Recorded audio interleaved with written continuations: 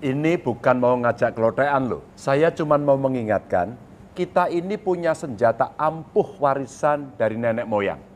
Karena senjata ini bisa menyelamatkan nyawa banyak orang. Bisa menyelamatkan kita dari pencurian, dan bisa untuk menginformasikan berbagai keadaan. Entah itu kabar keamanan, lelayu, maupun bahaya bencana. Dan inilah senjata warisan itu, kentongan. Ya meskipun sekarang zamannya sudah serba canggih, kentongan ini masih tetap kontekstual kok untuk dimanfaatkan. Ibaratnya kentongan ini seperti cintamu, tak lekang oleh waktu. Saya tak minum dulu ya.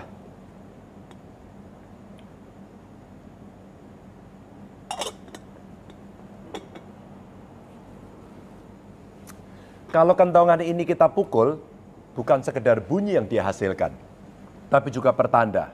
Pertanda apa? Ya tergantung pada jumlah ketukannya.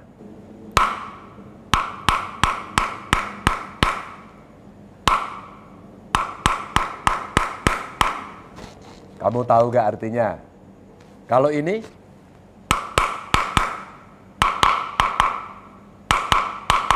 ada juga loh yang seperti ini. Dulu kalau kentongan sudah dipukul seperti ini, satu kampung langsung hening. Karena ketukan ini menandakan ada tetangga yang meninggal. Ada kabar layu. Beda dengan ketukan ini. Nah, jika sudah ada bunyi seperti ini, orang akan langsung berbondong-bondong keluar rumah karena itu ada peringatan, ada pencuri atau ada pencuri yang barangkali sudah tertangkap. Dan masih ada beberapa lagi jenis ketukannya. Kentongan ini memang jadi alat peringatan atau istilahnya sekarang itu early warning system. Kalau ketukan yang pertama tadi, tandanya lingkungan dalam keadaan aman. Alhamdulillah. Tapi kalau ketukan yang kedua, tadi berbunyi seperti itu, berarti ada bencana yang melanda. Ada juga yang seperti ini. Itu pertanda ada bahaya. Bisa bahaya apa saja, termasuk bencana. Mungkin ada juga tawuran, mungkin perang. Memang ilmu yang leluhur wariskan pada kita itu sebagian besar berupa tanda-tanda.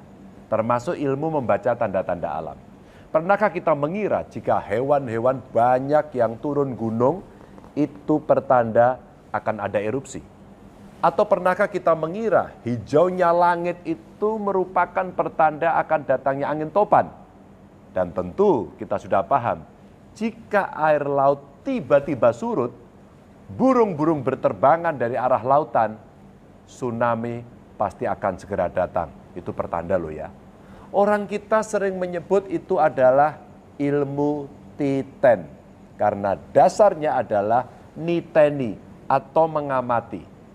Ketika saya diundang di konferensi dunia tentang adaptasi perubahan iklim di Belanda, banyak peserta yang kaget ketika saya menyampaikan bahwa ilmu titen itu jadi salah satu early warning system yang kita pakai untuk menghadapi bencana.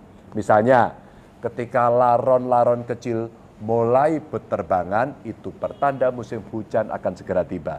Jika ada suara jangkrik-ngerik di siang hari atau banyak hewan melata keluar dari lubangnya secara tiba-tiba, itu pertanda akan ada longsor. Jika ada gumpalan awan hitam keabu-abuan dari siang hingga sore dan kelihatannya dekat sekali dengan bumi, itu pertanda gempa besar bakal terjadi. Bahkan dalam konteks yang lebih besar, dalam ilmu titen disebutkan jika ada gerhana bulan di bulan Muharram atau Suro, itu pertanda bakal ada wabah penyakit dan dibarengi harga kebutuhan pokok meningkat. Apa hubungannya ya? Tapi itulah pesan-pesan leluhur kita. Dan masih banyak pertanda-pertanda alam lainnya. Sudah sangat lama bangsa kita ini mengamalkan ilmu titen. Lewat ilmu itu, kita mencoba memahami tanda-tanda atau bahasa alam. Alam adalah guru terbaik. Semakin dekat kita dengan alam, semakin besar kemungkinan kita untuk selamat dari mara bahaya. Termasuk mara bahaya bencana. Makanya kakek nenek moyang kita dulu itu sering mewanti-wanti, sering memberi peringatan. Jangan begini, jangan melakukan ini, itu karena bisa menyebabkan seperti ini. Bahkan banyak orang yang mengira peringatan itu sebagai prediksi. Karena seolah-olah leluhur kita bisa tahu besok bakal ada kejadian seperti ini. Bakal ada kejadian seperti itu. Itulah hasil pembacaan tanda-tanda alam orang-orang dahulu. Hasil dari belajar bahasa alam yang sekarang mungkin sudah banyak dilupakan. Bahkan tidak sedikit yang mengeluarkan cibiran. Tidak logis lah, mistik lah, dan ada yang menganggap musyrik. Terkadang saya berpikir, jangan-jangan cibiran itu muncul karena kita tidak bisa mencerna ilmu para leluhur. Kita malas, kita tidak mau meniru laku hidup seperti lakunya para leluhur. Sehingga muncul anggapan ilmu-ilmu itu tidak lebih dari omong kosong belaka. Sebenarnya perkara ilmu titen ini bukan soal percaya atau tidak percaya, tapi lebih pada seberapa kita waspada terhadap segala sesuatu yang terjadi di sekitar kita. Kerja teknologi saya rasa juga seperti itu, agar kita lebih mawas dan tidak bertindak seenaknya sendiri. Kalau dalam konteks kehidupan pribadi, agar kita lebih berhati-hati, sedangkan dalam konteks kerja pemerintahan, agar kita bisa lebih terukur dalam merancang perencanaan pembangunan. Karena jika perencanaan pembangunan kita sembrono, menentang atau bahkan menantang alam, ya silakan tunggu saja, mubah masih ing zaman. Silakan tunggu rusak dan hancurnya zaman. Sak bejo bejane wong lali iku luweh bejo wong kang eling lan waspada. Tetaplah mawas diri dan terus jaga kewarasan.